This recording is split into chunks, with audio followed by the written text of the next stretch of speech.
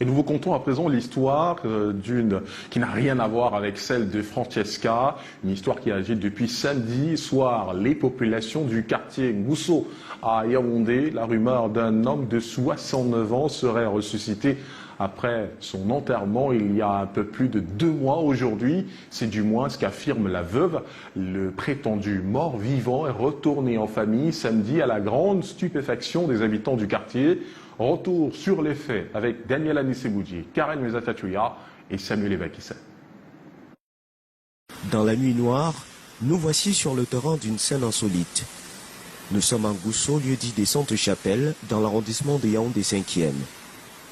Dans cette cour familiale, une foule nombreuse venue voir de près le seul homme ressuscité d'entre les morts depuis Jésus. C'est lui, Ndomo Lucas, 69 ans. D'après les membres de sa famille, il serait décédé depuis le 16 avril à l'hôpital Jamo de Yaoundé. Le 16 avril, il est mort entre nos mains dans les environs de 4 h du matin, 3 h, 4 h du matin. Le médecin a confirmé le décès. Pour sortir un corps de l'hôpital, le médecin doit sortir les papiers. Les papiers, les voici.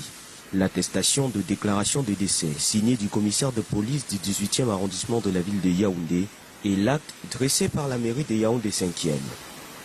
La banderole annonçant le programme des obsèques affiche encore fière allure ici à Ngousso.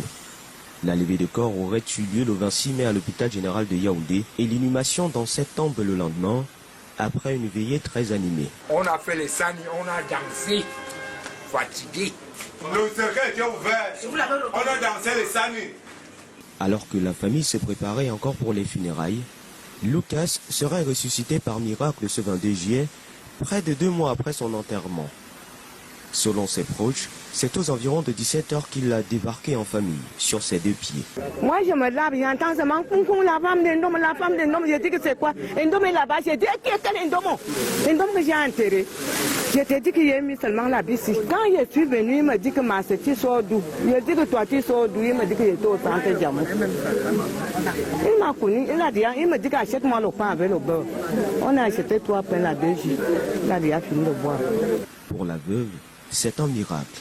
Il n'y a pas eu confusion de corps. C'est moi-même qui ai acheté l'habillement et le cercueil. J'étais à la mort avant.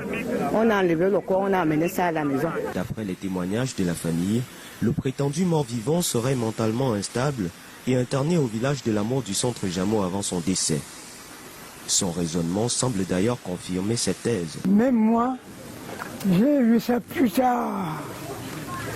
Si c'est la question, quand on faisait ça, je soupçonnais l'équipe. La pathologie est héréditaire dans cette famille, apprend-on. Nous sommes tous fous. Nous sommes tous fous. Nous n'avons pas les moyens de nous soigner. J'ai adressé une lettre de demande d'aide au Premier ministre. Pour l'heure, c'est l'étonnement qui règne au sein de la famille, mais bien plus un sentiment de joie. La veuve, ou plutôt l'ex-veuve, se dit prête à reprendre une vie normale avec le revenant présumé. Je l'ai embrassé.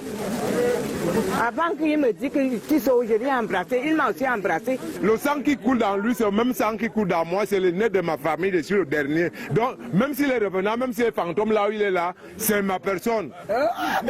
Cependant, l'on se demande encore si Ndomo Lucas est-il réellement mort.